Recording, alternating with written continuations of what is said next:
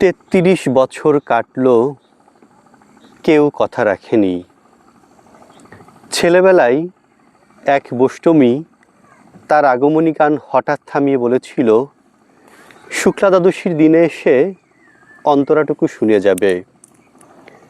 তারপর কত চন্দ্র ঘোর, কত অমাবস্যা চলে গেল, সে বৈষ্ণবী আর এলো না। ২৫ বছর প্রতীক্ষায় আছি। মামাবাড়ির মাঝি নাদের আলী বলেছিল, বড় হও দাদা ঠাকুর, তোমাকে আমি ৩ প্রহরের বিল দেখাতে নিয়ে যাব, যেখানে পদ্ম ফুলের মাথায় সাপ আর ভ্রমর খেলা করে। নাদের আলী, আমি আর কত বড় হব, আমার মাথা এই ঘরের ছাদ ফুঁড়ে আকাশ স্পর্শ করলে তবেই তুমি আমার ৩ প্রহরের বিল দেখাতে নিয়ে যাবে। একটা রয়্যাল গুলি কিনতে পারিনি কখনো।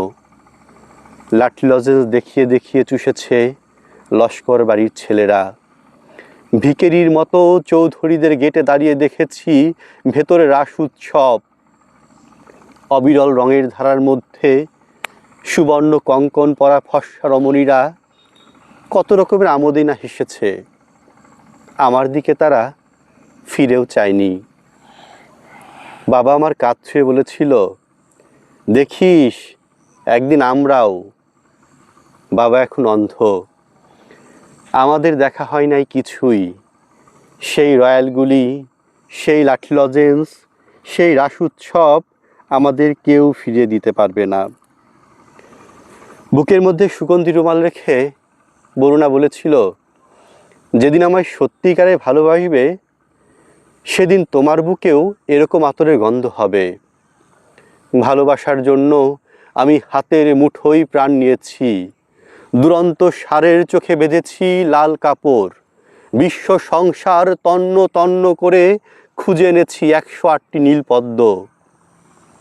তবুও কথা রাখিনি বরুণা। এখন তার বুকে শুধুই মাংসের গন্ধ। এখন সে যে কোনো নারী। কেউ কথা রাখেনি। ৩৩ বছর কাটল, কেউ কথা রাখে না, কেউ কথা রাখে না, কেউ কথা রাখে না।